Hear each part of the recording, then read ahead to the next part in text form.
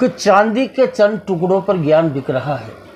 चांदी के चंद टुकड़ों पर ज्ञान बिक रहा है। चांदी के चंद टुकड़ों पर ज्ञान बिक रहा है। हाँ। और आम आदमी का ईमान बिक रहा है। वाह वाह वाह वाह वाह। आम आदमी का ईमान बिक रहा है। हाँ। अरे मेरे देश के ठेकेदारों, हाँ। होश में आओ। हाँ। अरे कुर्सी की कीमत पर हिंदुस्तान बिक रहा है। अरे वाह वाह वाह वाह वाह वाह वाह वाह वाह वाह वाह वाह वाह। मैं अरशद वारसी क्यूपी न्यूज में आपका स्वागत करता हूं।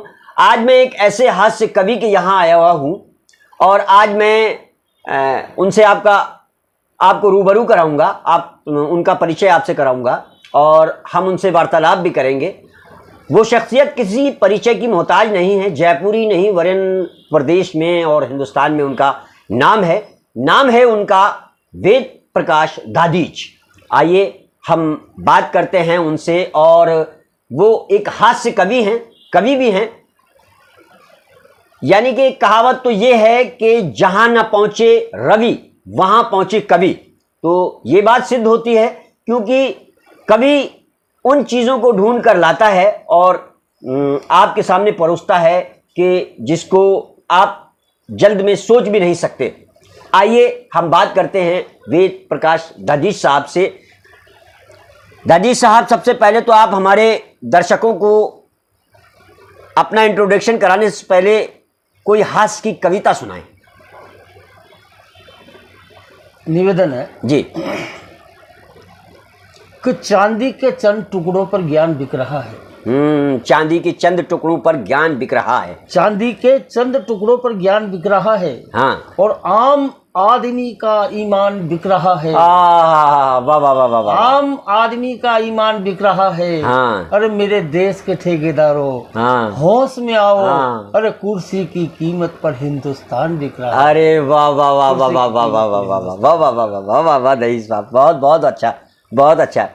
तो दादीच साहब, आप जयपुर के निवासी हैं और आपने कविता का शौक कैसे पाल लिया? मैं करीब कक्षा 6 के अंदर पढ़ता था जी। दरबार मिडिल स्कूल जयपुर के अंदर हुआ करता था। तो उसमें जयपुर के एक प्रतिष्ठित बहुत बड़े कवि थे जी। राजस्थानी भाषा के, मतलब उनको दिग्गज कवि जी, जो अब नहीं है, बुद्धि प्रकाश जी पारिक जी। तो वो मेरे क्लास टीचर थे। जी। और जब भी कभी स्कूल के समारोह होते थे जी, तो वो कविता पढ़ने के लिए प्रोत्साहित करते थे हमारे को कि आप कविता पढ़िए, जी, भले वो कोर्स की हो जी, लेकिन आप पढ़िए। जी। और धीरे धीरे हमारे भी जाने ऐसा कुछ हुआ कि हम भी कुछ लिखे। जी। लिख कर लेकर जाते, फिर हम हमारे गुरुजी को दिखाते कि गुरुजी आप देखिए ये। जी। तो उन्होंने कहा बेटे ऐसे नहीं, इसको ऐसे लिखो। जी। है ना। फिर वो बताते बेटे इसमें ये ऊपर वाली के अंदर शब्द ज़्यादा है, जी, नीचे वाली में कम है। जी। ये इनको ऐसे ऐसे आपको गिनना चाहिए, ये अक्षरों को। इस प्रकार से उन्होंने हमारे को धीरे धीरे वो की। जी। फिर भविष्य कुछ दिनों बाद उन्होंने हमारे को गोष्ठियों के अंदर, जयपुर के अंदर होती थी, कवियों की गोष्ठी होती थी, उसमें जाते थे। जी। और फिर करीब 1972-73 के अंदर जी जयपुर के ईस्ट लाट जी तो त्रिपोलिया, मतलब इसमें आर्टिस्ट मार्केट के अंदर जी प्रतिवर्ष 31 दिसंबर को कवि सम्मेलन होता था जी। उसमें उन्होंने मेरे को आमंत्रित कर दिया। और आमंत्रित क्या कर दिया, वो मेरे गुरु से मेरे को आदेश दिया कि आप पढ़ो। जी जी जी, बहुत अच्छा। हाँ, तो उस समय के वरिष्ठ कवि थे, जैसे मेघराज जी मुकुल थे, तारा प्रकाश जी जोशी थे, याद नहीं है, गुरु कमलाकर जी कमल थे जी। तो इनको मेरे को आशीर्वाद मिला, मैंने कविता पढ़ी जी, आशीर्वाद मिला। तो अच्छा, उसमें क्या हुआ कि आशीर्वाद ऐसा मिला कि हम जो कविता याद करके लेकर गए थे उनका आशीर्वाद से भूल गए उसको। अरे वाह। जी है जी जी। सब गुरुओं ने कहा बेटे बहुत बढ़िया पढ़ रहे हो, बहुत बढ़िया पढ़ रहे हो जी, जी। लेकिन एक बार मतलब पटरी से उतर ही गए। हाँ जी। तो ये हमारा शुरुआत यही कविता की। जी जी जी जी। तो सबसे पहली कविता आपने कौन सी कही, क्या आपको आपके जहन में है, याद है आपको? जी। जिसने नित दीन सताए हो, हाँ, वह दया दिखाना क्या जाने, हाँ जो खून गैर का पीता हो, हाँ। वह दर्द बटाना क्या जाने। अरे वाह वाह वाह वाह वाह वाह वाह वाह वाह वाह वाह वाह वाह वाह। जो रहते महल दुमहलों में, हाँ बिजली के तेज सितारों में, मिट्टी की फूटी कुटिया में, वह समय बिताना क्या जाने। अरे वाह वाह वाह वाह वाह वाह वाह, बहुत अच्छा है, बहुत अच्छा बन गया। ये उस प्रारंभिक कविताएं थी जी। राजस्थानी की कविता भी उस समय पढ़ते थे जी। जैसे राजस्थानी कविता हमारे दर्शकों को, जैसे उदाहरण के लिए जी, जवानों खोटो आगो आज, हाँ, और 1.5 रुपया किलो मिल रहा अब खावाने नाच। उस समय 1.5 रुपये किलो, हाँ हाँ हाँ, वाह वाह 1.5 रुपया किलो मिल रहा अब खावाने नाच। हाँ। इस प्रकार से हम लोग भाषा के अंदर अपनी कविता लिखते थे और पढ़ते थे। जी जी जी। फिर बाद के अंदर है ना आदरणीय बंकट बिहारी पागल, जो हिंदुस्तान के एक हास्य के कवि तो थे ही, लेकिन एक करुण रस के बहुत बड़ी शख्सियत थे। अच्छा। तो उनकी कृपा हुई जी, उनने हमारे को पूरा हिंदुस्तान घुमाया। अच्छा, अरे वाह। तो पूरे हिंदुस्तान के अंदर जगह जगह हर मंच पे, और उस समय के जैसे आदरणीय नीरज जी थे, काका आत्रेसी, बाल के बैरागी जी, निर्भया आत्रेसी जी, है ना, ऐसे बड़े बड़े हस्तियों से उन्होंने मिलाया जी, और धीरे धीरे ऐसा स्थिति हुई कि आज आपके सामने। हाँ, वाह वाह वाह वाह वाह वाह। तो कोई एक मुकम्मल हास्य की कविता हमारे दर्शकों को सुनाएं, जिससे हमारे दर्शकों को भी हंसी आए। वैसे एक छोटी सी बात। जी जी जी, इरशाद। इसके नाम से मेरे को पूरे हिंदुस्तान में जाना जाता है। अच्छा। कि एक दिन हाँ, मैं अपनी घरवाली ने हाँ ज्यादा ही रोमांटिक मूड में आकर बोली हूँ, हाँ, ओए होई मेरी सरकार, हाँ, ओए होई मेरी सरकार जी। तो बाप बिदक कर बोली रहे, के बात करे हो यार।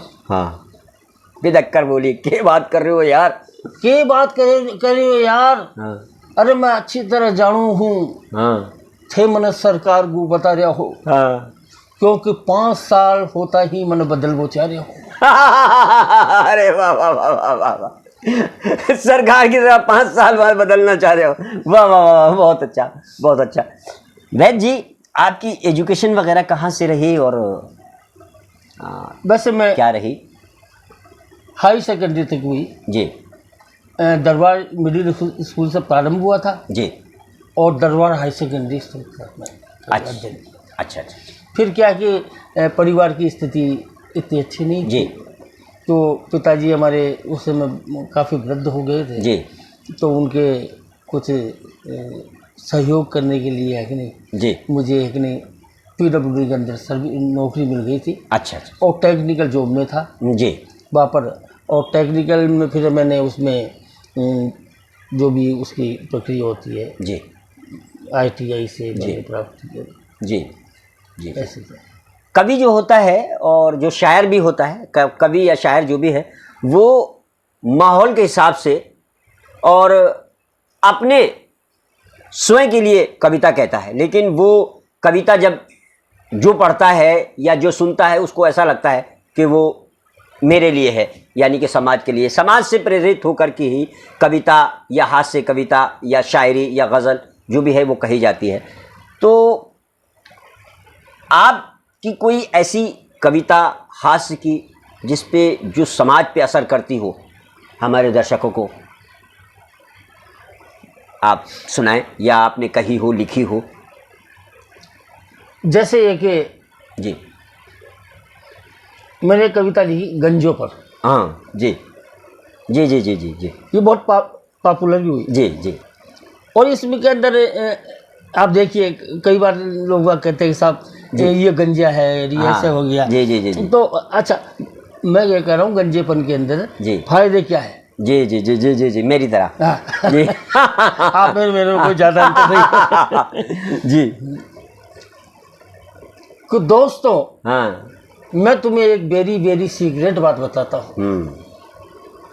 जी। मैं तुम्हें एक वेरी वेरी सीक्रेट बात बताता हूँ। हाँ, अरे मैं गंजा हूँ, गंजा। हाँ, इसलिए गंजेपन पर इठलाता हूँ। हाँ, अच्छा है, अच्छा है, अच्छा है। इसलिए गंजेपन पर इठलाता हूँ। हाँ। और तो आज दुनिया में हर आदमी किसी न किसी समस्या से है दुखी। हम गंजे ही तो हैं जो दिखते हैं सदा सुखी। अरे वाह वाह वाह वाह वाह, बिल्कुल बिल्कुल सही। हम गंजे ही तो हैं हाँ। जो दिखते हैं सदा सुखी। हाँ। और गंजे के प्रमुख नाम है 3। हाँ टकलू, हाँ सपाचर हाँ और मिस्टर क्लीन। मिस्टर क्लीन, बहुत अच्छा। तो मिस्टर क्लीन, हाँ। तो मैं सीना ठोक कर कहता हूँ सही, हाँ। हमारा कोई बाल भी बांका नहीं कर सकता, क्योंकि हमारे है ही नहीं। हमारे है ही नहीं, सही बात है। वाह वाह वाह वाह वाह वाह। तो ईश्वर ने ऐसे बनाए हैं कानून कायदे, गंजे आदमी को मिले फायदे ही फायदे। हाँ, सही बात है। गंजे आदमी को मिले फायदे ही फायदे। हाँ। और तो पानी बचाओ का कंसेप्ट किसी गंजे से लीजिए। हाँ। और चल्लू भर पानी में सिर और चेहरे को धो लीजिए। बहुत बढ़िया। चल्लू भर पानी में सिर और चेहरे को धो लीजिए। और गंजे आदमी कभी सौंदर्य सामग्री की लिस्ट नहीं बनाता है। भूल से भी कभी साबुन, तेल, कंघी और शैम्पू के हाथ नहीं लगाता है। और गंजे आदमी भाग्यवान ही नहीं, ब्रिलियंट होता है, क्योंकि इसमें इको फ्रेंडली का दमदार टैलेंट होता है। अरे वाह वाह वाह वाह वाह, बहुत बढ़िया जी। तो गंजे आदमी के कभी डेंटफ नहीं होता है भाई। हाँ, गंजे आदमी के डेंटफ नहीं होता, कभी डेंटफ नहीं होता है भाई। और गंजे के सिर पर कभी जू भी नहीं देती दिखाई। हाँ, सही बात है। बहुत अच्छा है। तो गंजे आदमी कभी भूल से बिना हेलमेट बाइक लेकर सड़क पर आता है, तो पुलिस वाला भी कंफ्यूज हो जाता है। पुलिस वाला भी कंफ्यूज हो जाता है।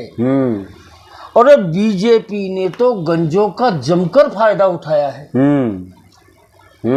बीजेपी ने तो गंजों का जमकर फायदा उठाया है। इसीलिए आडवाणी, राजनाथ, नायडू और अमित शाह और नड्डा को पार्टी अध्यक्ष बनाया। अरे वाह वाह वाह वाह वाह वाह वाह वाह वाह वाह वाह वाह, बहुत अच्छा है, बहुत अच्छा है भाई। हाँ, क्या कहने। तो आज गंजे नहीं होते तो देश की अर्थव्यवस्था पर संकट आ जाता। हाँ। आज गंजे नहीं होते तो देश की अर्थव्यवस्था पर संकट आ जाता। अब तुम ही बताओ, रिजर्व बैंक 2 से लेकर 2000 के नोट पर किसकी फोटो लगाता? अरे वाह वाह वाह वाह, बहुत बढ़िया, बहुत बढ़िया। रिजर्व बैंक 2 से लेकर 2000 के नोट पर किसकी फोटो लगाता? तो केस विहीन दुनिया भर में पूजे जाते हैं। केस विहीन दुनिया भर में पूजे जाते हैं। गौतम, नारद और दलाई लामा इसी सूची में आते हैं। वाह वाह वाह वाह वाह वाह वाह वाह वाह वाह वाह, इसी सूची में आते हैं। तो बेटा गंजा होकर पिंडदान करें, तो पूर्वज राजी होते हैं। और मक्का मदीना में गंजे होकर इबादत करने पर ही हाजी होते हैं। अरे वाह वाह वाह वाह भाई वाह। मक्के मदीना में गंजे होकर इबादत करने पर ही हाजी होते हैं। और महापंडित चाणक्य गंजा ही तो था। सही, महापंडित चाणक्य गंजा ही तो था, जो दुनिया को राजनीति सिखा गया। और गांधी भारत को आजाद कराकर राष्ट्रपिता का दर्जा पा गया। वाह, राष्ट्रपिता का दर्जा। वाह वाह वाह वाह वाह वाह, बहुत अच्छी कविता आपकी, हास्य की, बहुत अच्छी। अच्छा, हास्य के अलावा आपने कोई जज्बाती कविता भी कही है? हाँ, ये तो वो चलता रहता है। अच्छा, हमारे दर्शकों को सुनाएं जरा 4 लाइन कोई कविता के।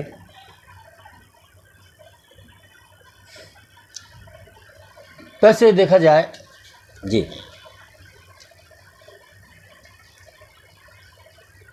कि मानव को रोटी कपड़ा हो, रहने को कुटिया मिल जाए। मानव को रोटी कपड़ा हो, रहने को कुटिया मिल जाए। और सुख चैन के सपने सच्चे हो, भारत का भाग्य बदल जाए। वाह वाह वाह वाह वाह। भारत का भाग्य बदल जाए। बहुत अच्छा। तो मानव की उन्नत शिक्षा हो, मानव की जीवन रक्षा हो और समता का भाव भरे मन में नारी की पूर्ण सुरक्षा हो। वाह। बेशक बेशक बेशक। तो घर घर में मानव पूजा हो तो भारत का भाग्य बदल जाए। सुख चैन के सपने सच्चे हो, भारत का भाग्य बदल जाए। बहुत अच्छा बहुत अच्छा बहुत अच्छा। इस प्रकार से साहब मैंने बहुत अच्छी कविता आपकी। अच्छा, आज का दौर जो चल रहा है, क्योंकि मैंने कहा ना कि कवि जो है समाज से प्रेरित होके, वक्त से प्रेरित होके, देश दुनिया से प्रेरित होके कविताएं या गज़लें या शायरी करता है।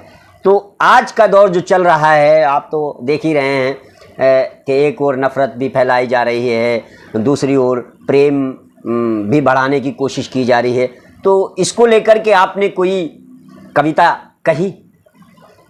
देखिए, ये तो हमारा काम जोड़ना है जी, साहित्य का काम जी जी, कवियों का, शायरों का, संगीतकारों का, जी, इसको जोड़ना है, समाज को तोड़ना नहीं। जी जी जी। और जब इस प्रकार की कोई बात आती है जी, तो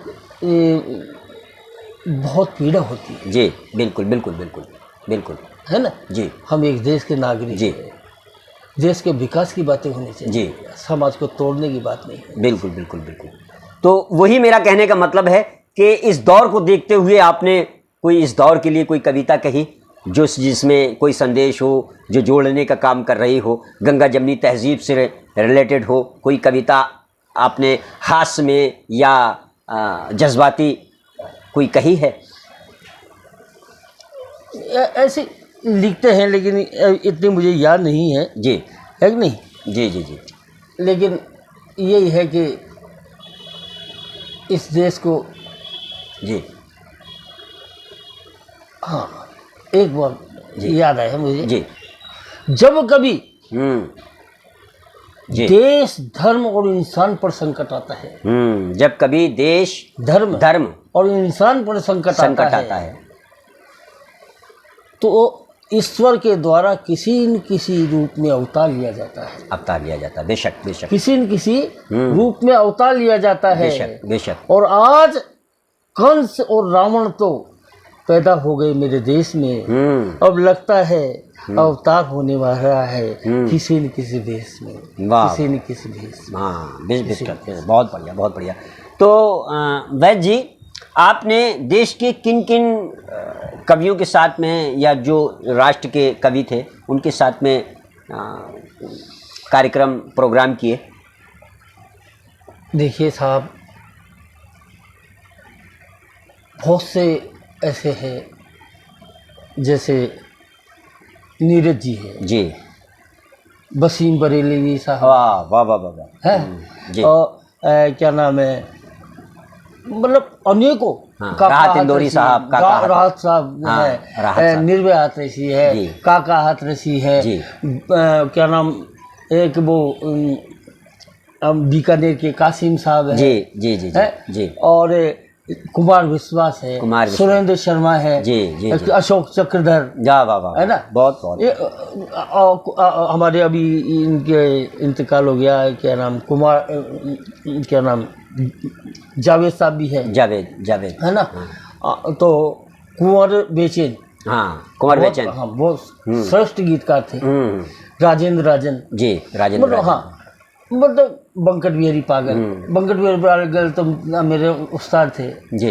तो ईश्वर की कृपा से मैंने करीब पूरे देश के अंदर जी इन लोगों के साथ, सत्तन जी हैं जी, है ना, अशोक चातक हुआ करते थे जी, है नहीं, और बम्बई के अंदर मनोहर जी हुआ करते थे। इस प्रकार से इन कवियों के साथ में सभी इनको मेरे को आशीर्वाद मिला है जी। बिल्कुल बिल्कुल बिल्कुल। सर, हमारे दर्शकों को ऐसी कोई घटना आपके साथ हुई हो, बताएं कि प्रोग्राम आप कर रहे हों और वो घटना आपके साथ हुई हो जो आज तक आपको याद आती हो। एक समय अम्बेडकर जयंती का कार्यक्रम था जी जी, और ये अपने फुलेरा जी जी, ये फुलेरा अजमेर के पास में जी। तो आयोजकों ने हमारे को कहा कि साहब आप 8 बजे तक पहुँच जाना जी। तो ठीक है, 8 बजे तक मैं चले गया। हाँ, वहाँ जाने के बाद एक नहीं उनने साहब मुझे मंची पर बुलाकर माइक दे दिया जी। मैंने कहा कि अक्सर होता है कि सारे कवि आ जाते हैं जी। तो उस समय ये कार्यक्रम चालू होता है। उन्होंने कहा साहब आते रहेंगे, आप तो पढ़ना चालू कीजिए। जी जी। है ना। हाँ। तो ठीक है साहब। तो मैंने उनको कहा तो उन्होंने कहा कि साहब क्या है कि ये जनता बिखर जाएगी अगर आप नहीं करोगे। जी। अब साहब अब मैं पढ़ना चालू कर दिया। जी। पढ़ते पढ़ते साहब 11:30 बज गए। अच्छा अच्छा। वो कभी आए ही नहीं। अरे हाँ, अकेले तना। अकेला ही। अरे वाह। अकेला व्यक्ति। हाँ। और कोशिश की इस जनता को बांधे रखूं। जी। काफ़ी हजारों के तादाद के अंदर वो जी जी जी। फिर 11:30 बजे वो हाँ। गाड़ी के अंदर आए और फिर मैंने उनको कहा कि साहब ये किया। उन्होंने कहा साहब आपने हमारे लाज बचा ली। हाँ वाह वाह। है कि नहीं। हाँ। तो ऐसे भी वाकई देखा। हाँ हाँ हाँ, बहुत बहुत अच्छा। तो सर कोई एक हास्य की कविता और हमारे दर्शकों के लिए हो जाए। कि एक आदमी जी। महंगाई से दुखी होकर अपनी घरवाली न बोले हो वह सुन रही है कि मैं अपना पति होबा का पद सु इस्तीफो दे बचाऊं हूं। लुगाई बोली अजी गृहस्थी का तंबू में बंबू की जिया तैयार हो पर वैकल्पिक व्यवस्था हो बा तक तो पद में बने रहो। अरे वाह वाह वाह वाह वाह वाह जी। ये हास्य का ऐसा रंग होता है कि प्रोग्राम को हंसाना भी बहुत ज़रूरी होता है, क्योंकि समाज जो बांधता है वो हास्य कवि होता है।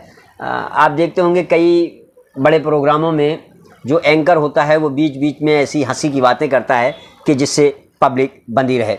तो कोई ऐसा वाक़या आप बताएं कि पब्लिक जा रही हो और संचालक ने आपको निमंत्रण दे दिया हो, आपको वो जिम्मेदारी दे दी हो कि भाई पब्लिक को जाने नहीं दिया जाएगा और आप इनको जो है कविताएं सुनाएं।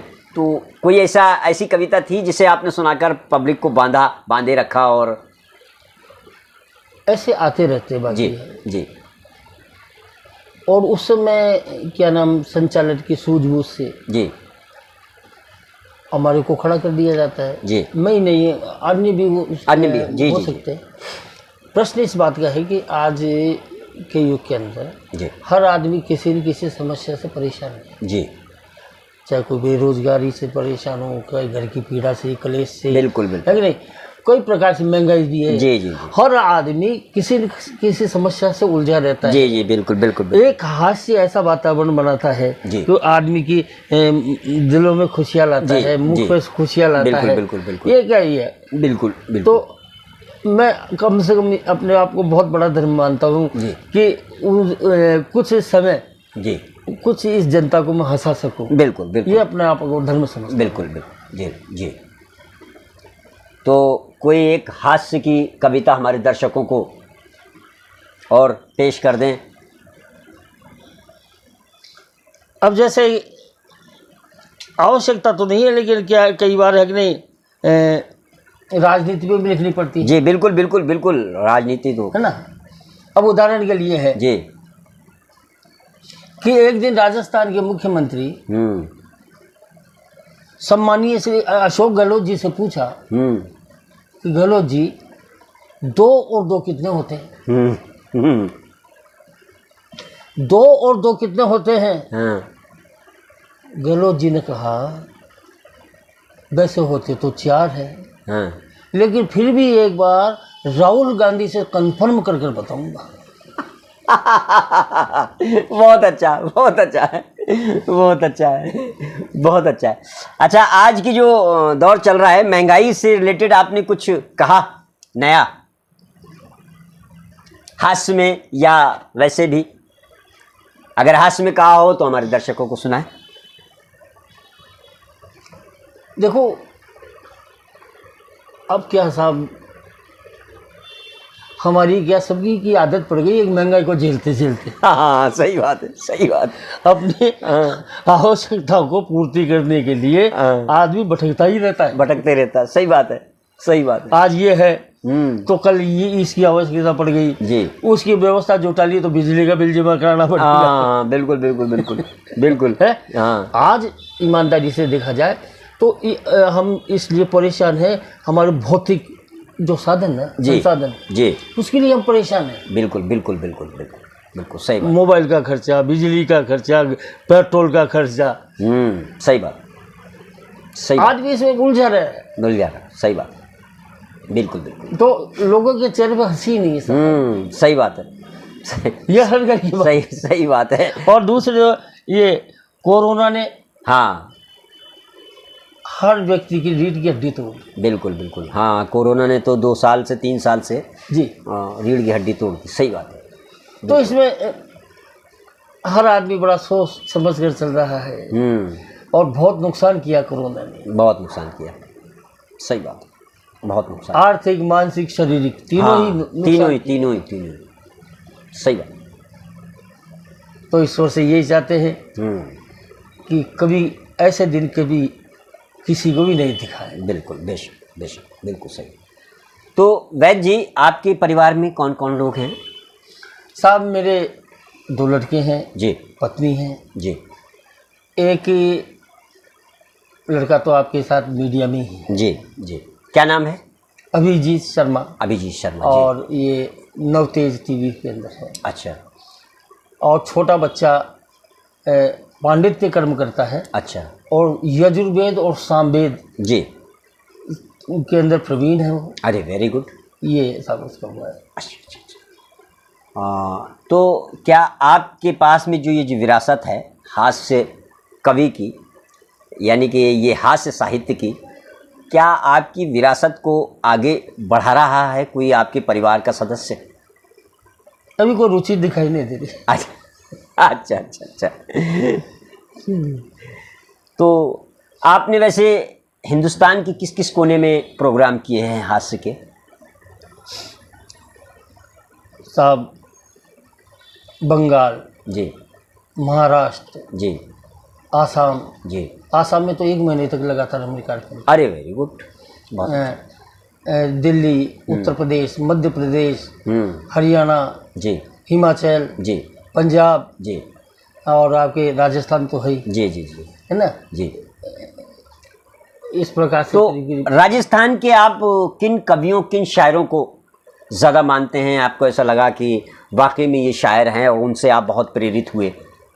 कोई ऐसे शायरों के नाम हमें गिनाएंगे जिनसे आप बहुत प्रेरित हुए, आपको लगा कि वाकई में ये बहुत अच्छे शायर हैं? जैसे लोग भारत देश के लोग प्रेरित हैं राहत इंदौरी साहब से। आप खैर उनका स्वर्गवास हो गया है, और लेकिन उनको बहुत लोग मानते हैं, भले चाहे वो कुछ भी ना कहे, उल्टी सीधी बात ही कह दे, लेकिन उनकी बात को जो है बहुत बड़ी शायरी के रूप में लोगों ने अपनाया। और हालांकि वो बहुत बड़े शायर थे, कहते भी बहुत अच्छा थे। देखो एक बात है जी, उल्टी सीधी नहीं है जी, अगले बड़ा डूब कर लिख रहा है। हाँ हाँ हाँ, अगले का सोचने का नहीं, नजरिया मैं है, तो वो एक आपका एग्जांपल सोच रहा है। हाँ। मैं तो एक एग्जांपल दे रहा हूँ कि जनता जिसको मानती है तो उसको फिर सराखों पे रखती है। तो ऐसा मैं आपसे वही सवाल कर रहा हूँ कि राजस्थान के ऐसे कौन से शायर थे जिनको आपने तवज्जो दी, जिनसे आप प्रेरित हुए बहुत? जैसे राही साहब थे जी, एक मोहन शेदाई थे, जी, दोनों ही नहीं थे जी, बंकट बिहारी पागल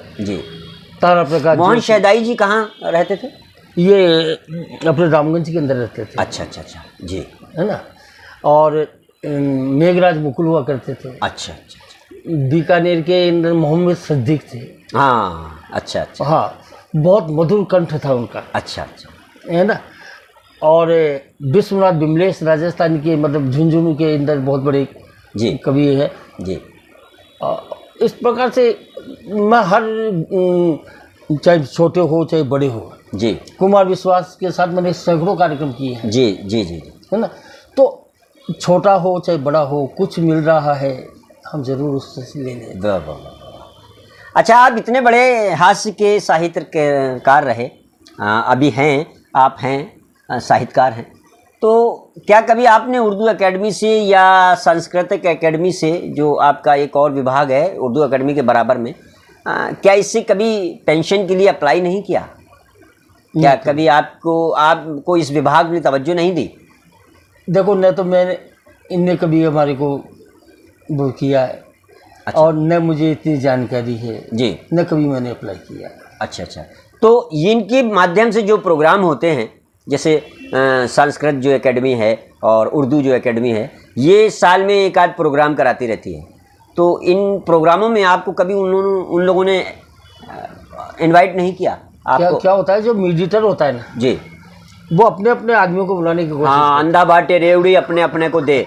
जी, तो ऐसा होता है जी। अगर कोई बुलाता है तो चल जाते हैं, नहीं बुलाता है तो कोई बात नहीं। जी जी। नहीं, जब आपने इतने बड़े बड़े प्रोग्राम किए, आपका इतना बड़ा नाम है, और तो उर्दू एकेडमी को या सांस्कृतिक एकेडमी को, सांस्कृतिक जो एकेडमी आपकी है उसको ध्यान देना चाहिए था आप पर। खैर, बहरहाल आपकी इतनी रुचि भी नहीं रही होगी। आज उर्दू एकेडमी के लिए मैं भी प्रयास कर रहा हूं कि यहाँ के जो बुज़ुर्ग शायर हैं जिनको पेंशन मिलनी चाहिए, हालांकि उनको 2016 से पेंशन नहीं दी जा रही है। अभी मैंने एक प्रोग्राम भी चलाया था और उर्दू एकेडमी के ख़िलाफ़, सेक्रेटरी के ख़िलाफ़ लोगों ने अपने बयान भी दिए थे कि 2016 से, और उर्दू एकेडमी जो दिल्ली की उर्दू एकेडमी है वो शायरों को, कवियों को 5,000 रुपये मंथली पेंशन देती है, लेकिन यहाँ की उर्दू एकेडमी जो है वो मात्र 4,000 सालाना, 4,000 रुपये साल में पेंशन देती थी। वो भी 2-3 साल दिए, उसके बाद बंद कर दिए। वो आपने अभी बताया था कि उनके ज़माने में ये शुरू हुई थी, राही साहब के ज़माने में पेंशन का मामला शुरू हुआ था। तो एकेडमी को भी ध्यान देना चाहिए। खैर, आप तो बहुत बड़े कवि हैं, हास्य कवि हैं। अच्छा सर, ये बताएं कि आपकी जो ये हास्य का मामला रहता है, आपको मधु कैसे किया जाता है, यानी कि आमंत्रित कैसे किया जाता है? क्या उसका रूटीन रहता है, कैसे रहता है? देखिए, या तो कवि मित्रों के द्वारा जी, अथवा जैसे आपने अभी आज रिकॉर्डिंग की, जी जी जी जी, अगले लोग बाग देख कर कवि के सामने इनको बुलाया जाए। जी जी जी, एक बड़ा माध्यम होता है। जी जी, माध्यम के, जी, बिल्कुल बिल्कुल बिल्कुल बिल्कुल। तो आगे का क्या प्लान है आपका, और हमारे देशवासियों के लिए क्या संदेश है? चलते चलते हम अपने देशवासियों से भी हास्य की बात करें कि हंसना बहुत ज़रूरी है। हंसना सेहत के लिए बहुत लाभदायक है, और शायरी, गज़ल यानी कि गमगीन को बड़ा सहारा देती है, और हास्य जो है वो सेहत को बहुत सहारा देती है। तो हमारे ये हास्य कवि हैं वेद प्रकाश दाजीज साहब। आज हम इनसे मिले और आपसे गुफ्तगू की, आपसे इनका परिचय कराया। तो चलते चलते हम वेद साहब से कहेंगे कि हमारे दर्शकों को एक कोई हास्य की कविता और सुनाएं। कि स्वच्छता अभियान से प्रभावित होकर, स्वच्छता अभियान से प्रभावित होकर, पूरे देश में स्वच्छता अभियान चलता है। हाँ हाँ हाँ। कि स्वच्छता अभियान से प्रभावित होकर मेरी घरवाली जरूरत से ज्यादा आगे बढ़ेगी, जरूरत से ज्यादा आगे बढ़ेगी, और बिना झाड़ू, बिना पोंछे मेरी सारी जेवा साफ कर गई।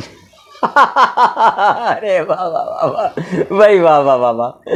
तो ये थे वेद प्रकाश दाजीज जी, जो जयपुर के रहने वाले हैं, और यहाँ किशनपोल बाज़ार में इनका निवास स्थान है।